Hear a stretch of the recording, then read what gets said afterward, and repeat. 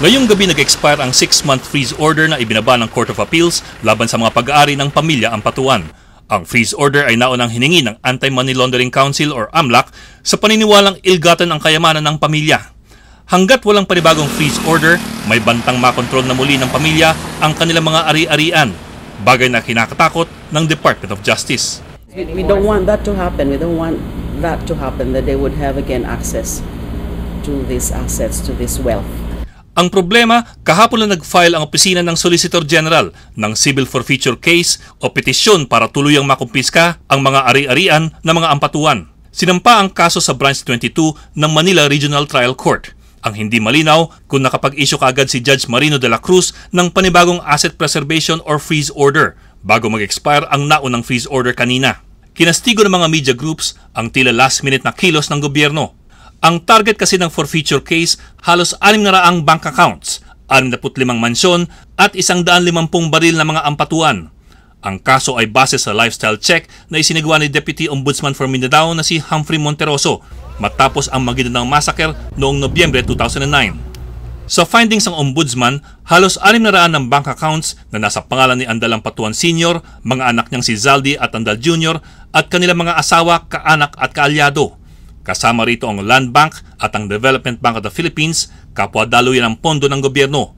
Kasama rin ang Equitable PCI Bank na ngayon sakop na ng Banco de Oro, ang paboritong bangko ng angkan. Liban dyan, hindi bababa sa 65 malamansyong bahay at lote sa Davao City, Maguindanao at pati na rin sa Dasmariñas Village sa Makati ang pag-aari rin daw ng mga Ampatuan, ayon sa Ombudsman. Pinakamalaki rito ang bahay ni Andal Sr. sa Kasuy Street sa Huna Subdivision sa Davao City. Isang bloke ang sakop, 4,000 square meters ang sukat. Hindi ito nakadeklara sa huli niyang Statement of Assets, Liabilities and Net Worth na sinimite niya noong 2007. Ang mansyon ni Andal Sr. sa Sharif Agwak may malaking moske pa sa loob. Si Zaldi, kapitbahay ni Andal Sr. sa Sharif Agwak at gayon din sa Davao City. Ang mansyon na ito sa Huna Subdivision, mataas ang bakod at protektado ng CCTV. 14 pang malalaking bahay sa Huna Subdivision, Novatiera at Robinson's Highlands sa Davao City ay kay Zaldi rin daw. Ang magarang mansyon na ito sa Dasmariñas Village at isang unit sa Oriental Gardens Condominium sa Makati kay Zaldi rin daw, ayon sa Ombudsman. Ayon sa Ombudsman, hindi mapaliwanag ng mga Ampatuan kung saan galing ang kayamanang ito na hindi bababa ang halaga sa 1 bilyong piso.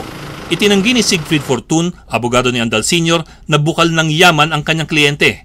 Ito nga raw ay salat sa pondo ngayon. Inaako rin daw ni Andal Sr. ang ilan lamang, hindi lahat ng mga bahay sa listahan ng Ombudsman.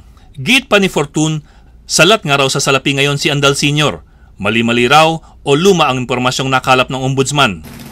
Kapag nabalik ang yamang ito sa mga Ampatuan, nangangamba si Justice Secretary Laila de Lima para sa mga biktima at testigo ng Maguindanao Massacre. If you give them, if they have easy access to their resources, then the higher it is, the riskier it is for everyone, especially the prosecutors, and they can do wonders in derailing and frustrating the ends of justice if they have access to all of their resources. So ayaw natin. Para sa Philippine Center for Investigative Journalism, Ed Lingao.